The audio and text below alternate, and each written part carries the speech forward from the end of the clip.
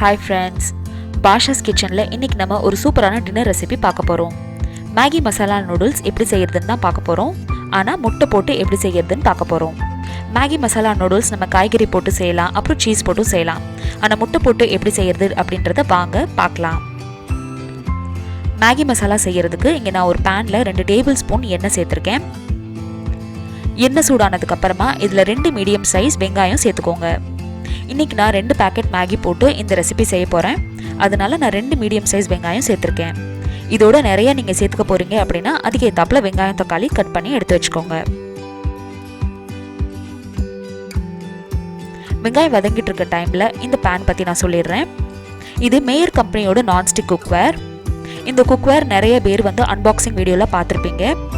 எத்தனை பேர் இதை ஆர்டர் பண்ணியிருக்கீங்க அப்படின்றது எனக்கு கண்டிப்பாக கமெண்ட் செக்ஷனில் சொல்லுங்கள். ஏன்னா ஆர்டர்ஸ் வந்திருக்கு அப்படின்னு மட்டும் தான் எனக்கு மெயில் வந்துச்சு. ஆனால் எத்தனை பேர் வந்திருக்கு, அப்புறம் யாரெல்லாம் பண்ணியிருக்காங்க அப்படின்றது எனக்கு மெயிலில் வரல. ஸோ ஆர்டர் பண்ணவங்க யாராச்சும் இந்த வீடியோ பார்த்துட்ருக்கீங்க அப்படின்னா கண்டிப்பாக எனக்கு கமெண்ட் செக்ஷனில் சொல்லுங்கள். இன்னுமே ஆர்டர் பண்ண போகிறவங்க potsandpans.com அப்படின்ற வெப்சைட்குள்ளே போயிட்டு பண்ணலாம். இந்த குக்வேர் ஆர்டர் பண்ணுறதுக்கு முன்னாடி பாஷாஸ் கிச்சனுக்கு கொடுத்த BK15 அப்படின்ற டிஸ்கவுண்ட் கோட் கண்டிப்பாக யூஸ் பண்ணிக்கோங்க. இந்த கூப்பன் நீங்கள் யூஸ் பண்ணுறதுனால உங்களுக்கு அந்த குக்வேரில் 15% வரைக்கும் ஆஃப் கிடைக்கும். இப்போ நம்மளோட வெங்காயம் தக்காளி ரெண்டுமே நல்லா வதங்கிருச்சு. அடுத்து நம்ம இதில் காய்கறியெல்லாம் சேர்த்துடலாம். இன்றைக்கி இந்த ரெசிபிக்கு நான் கேரட், பீன்ஸ் அப்புறம் பச்சை பட்டாணி எடுத்து வச்சுருக்கேன். கேரட் பீன்ஸை பொடி பொடியாக நறுக்கி எடுத்து வச்சுக்கோங்க. இதுக்கு நீங்கள் காலிஃப்ளவர் இல்லை கேப்சிகமும் சேர்த்துக்கலாம். இந்த காய்கறி எல்லாத்தையும் 2 நிமிஷத்துக்கு ஃபுல் ஃப்ளேமில் நல்லா வதங்க விடுங்க. 2 நிமிஷம் ஃபுல் ஃப்ளேமில் வதங்கினதுக்கு அப்புறமா இப்போ நம்ம இதில் இந்த காய்கறிக்கு தேவையான உப்பு சேர்த்துக்கலாம். 1 டீஸ்பூன் கலந்துத்தூள் சேர்த்துருக்கேன். மசாலாவில் கலந்துத்தூள் ரொம்ப ரொம்ப முக்கியம். கலந்துத்தூள் அப்புறம் மிளகாத்தூள் ரெண்டுமே வேறு வேறு. கலந்துத்தூள் இல்லாதவங்க 1 டீஸ்பூன் வெறும் மிளகாத்தூள் அப்புறம் 1/2 டீஸ்பூன் தனியாத்தூள் சேர்த்துக்கலாம். கலந்துத்தூள் அப்படின்றது ஒரு ஆல் பர்பஸ் பவுடர். குழம்பு வகைகளுக்கும் இந்த மாதிரி காய்கறி வகைகளுக்கும் நம்ம வந்து மசாலா சேர்க்கறதுக்காக சேர்த்துக்கக்கூடியது. உங்ககிட்ட மேஜிக் மசாலா பவுடர் இருக்குது அப்படின்னாலும் சேர்த்துக்கலாம். மேஜிக் மசாலா பவுடருக்கும் நம்ம கலந்துத்தூளுக்கும் ரொம்ப டிஃப்ரென்ஸ் இருக்காது. அதில் வந்து ட்ரை மேங்கோ அப்புறம் ட்ரை ஜிஞ்சர் சேர்த்துருப்பாங்க. நம்ம வந்து கலந்துத்தூள் அது மட்டும் சேர்த்துருக்க மாட்டோம்.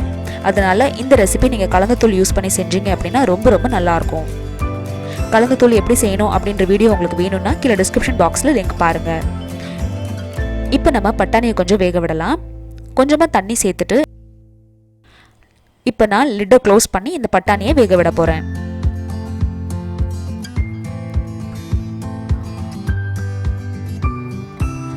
லிட் க்ளோஸ் பண்ணிட்டேன். ஸ்டீம் வந்து உள்ளேயே லாக் பண்ண வைக்கிறதுக்காக நான் மேலே இருக்கிற இந்த நாபை லாக் பண்ணியிருக்கேன். ஸோ யூஸ்வலாக 7 நிமிஷத்தில் இந்த காய் வேகும் அப்படின்னா ஸ்டீம் உள்ளே லாக் பண்ணுறதுனால 5 நிமிஷத்துலேயே இந்த காய்கறி எல்லாம் நல்லா சாஃப்ட் ஆயிடுச்சு.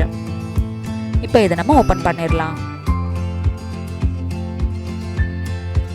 ஸ்டீம் உள்ளேயே ஃபார்ம் ஆகி மறுபடியும் அது தண்ணியாக மாறுது அப்படின்றதுனால பாருங்கள் நம்மளோட காய்கறி எல்லாம் ட்ரையே ஆகலை. தண்ணி இன்னும் கூட இருக்கு. காய்கறியெல்லாம் கொஞ்சம் சாஃப்ட் ஆனதுக்கு அப்புறமா நம்மளுக்கு மேகி வேகிறதுக்கு தேவையான தண்ணியை ஊற்றிக்கலாம். 2 பாக்கெட் மேகிக்கு நான் இங்கே 2 கிளாஸ் தண்ணி சேர்த்துருக்கேன். இப்போ இதை கொதிக்க விடலாம். கொதிக்க விடுறதுக்கு முன்னாடி தண்ணியில் உப்பு வந்து 1 கல் எக்ஸ்ட்ரா இருக்கான்னு செக் பண்ணிக்கோங்க. ஸோ உப்பு எனக்கு கொஞ்சம் கம்மியாக இருக்குது, அதனால நான் கொஞ்சம் உப்பு சேர்த்துக்கிறேன். இந்த ஸ்டேஜில் உங்களுக்கு காரம் வேணும்னாலும் சேர்த்துக்கலாம்.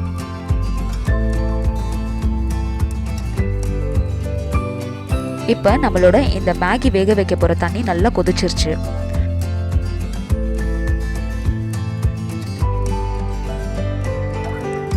இப்போது தண்ணி நல்லா கொதிச்சிருச்சு. கொஞ்சமாக கொத்தமல்லி இலை சேர்த்துக்கோங்க. அடுத்ததாக நம்ம எடுத்து வச்சிருக்க இந்த மேகியை சேர்த்துடலாம்.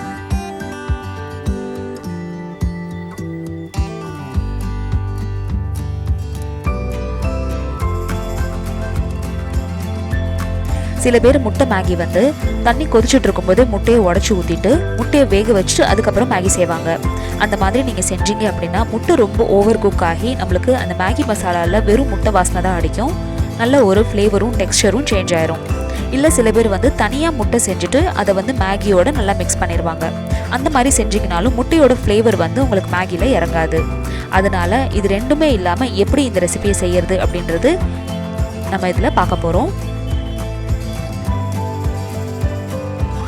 அடுத்ததாக ரொம்ப இம்பார்ட்டண்ட்டான ஒரு இன்க்ரீடியன்ட் சேர்த்துக்கலாம். மேகி பேக்கெட்குள்ளேயே ஒரு மசாலா பவுடர் நம்மளுக்கு கிடைக்கும் இல்லையா, அந்த மசாலா பவுடரை இதில் நான் சேர்த்துக்கிறேன். நீங்கள் இதை தண்ணியிலையும் சேர்த்துக்கலாம், ஆனால் நான் வந்து மேகி சேர்த்ததுக்கப்புறமா தான் சேர்த்துக்குவேன். இப்போ எல்லாத்தையும் நல்லா மிக்ஸ் பண்ணிவிட்டு கொதிக்க விடலாம்.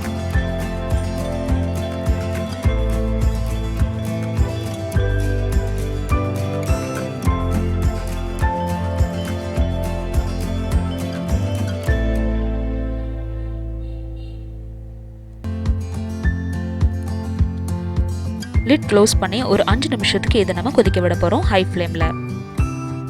ஹை ஃப்ளேமில் ஒரு 5 நிமிஷம் கொதிச்சதுக்கு அப்புறமா இப்போ நான் ஓப்பன் பண்ணுறேன்.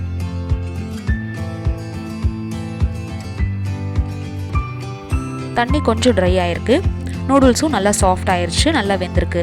இப்போது நம்ம பட்டாணி வெந்துருச்சான்னு பார்க்கலாம். பட்டாணி வெந்துருச்சு அப்படின்னா அது பார்க்குறதுக்கு அதோட தோல்லாம் நல்லா சுருங்கி இருக்கும். சுருங்கி இருந்துச்சு அப்படின்னா நம்மளோட பட்டாணி வெந்துருச்சுன்னு அர்த்தம். இந்த ஸ்டேஜில் தான் நம்ம முட்டையை உடச்சி ஊற்றணும். முட்டை உடச்சி ஊற்றும் போது இந்த மாதிரி பக்கத்தில் போய் உடச்சி ஊற்றுங்க. மேலே இருந்து ஊற்றுனீங்க அப்படின்னா எல்லோ வந்து ஸ்ப்ரெட் ஆகி நம்மளுக்கு மேகி மசாலா ஃபுல்லாக நம்மளுக்கு வெறும் முட்டை வாசனை தான் அடிக்கும். அதனால் எப்பயுமே முட்டை உடச்சி ஊற்றும் போது இந்த மாதிரி பக்கத்தில் போய் நீங்கள் உடச்சி ஊற்றணும். என்னோட டிப்ஸ் அண்ட் ட்ரிக்ஸ் வீடியோஸ்லாம் நிறைய பேர் பார்த்துருப்பீங்க.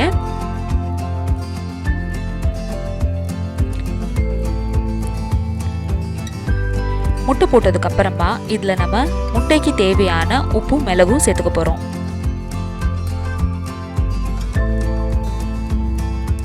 மிளகு பவுடராகவும் சேர்த்துக்கலாம், அப்படி இல்லைன்னா இந்த மாதிரி இன்ஸ்டன்ட் க்ரஷர் வச்சு நீங்கள் க்ரஷ் பண்ணியும் சேர்த்துக்கலாம்.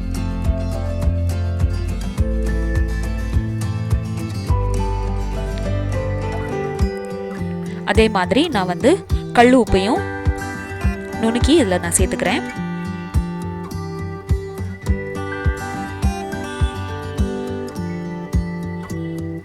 இப்போ இதை 5 நிமிஷத்துக்கு லோ ஃப்ளேமில் வேக விடலாம்.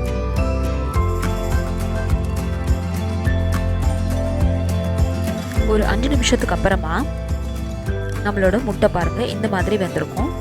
வெள்ளை கரு வெந்திருக்கும், ஆனால் வந்து நம்மளுக்கு எல்லோ கரு வெந்திருக்கா அப்படின்றது இப்போ செக் பண்ணணும். தண்ணி இருக்குது, அதனால் இதுக்கு மேலே தண்ணி ஊற்ற வேண்டாம்.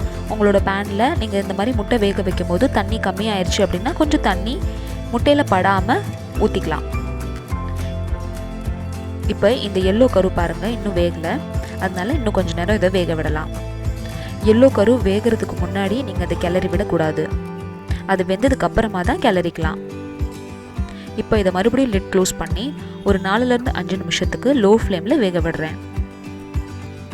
ஒரு 3 நிமிஷத்தில் இப்போ நான் ஓப்பன் பண்ணிட்டேன். நம்மளோட மஞ்சக்கருவும் நல்லா வெந்துருச்சு. இப்போ நம்மளோட மேகி மசாலா ரெடி ஆயிடுச்சு.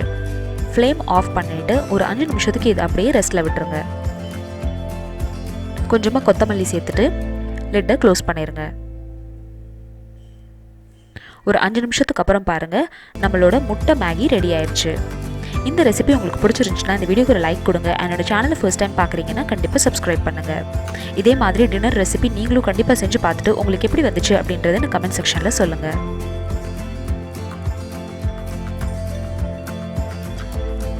முட்டை மேகி மசாலா ரெசிபி மாதிரி வேறு டின்னர் ரெசிபிஸ் உங்களுக்கு வேணும்னா கீழே டிஸ்கிரிப்ஷன் பாக்ஸில் லிங்க் பாருங்கள்.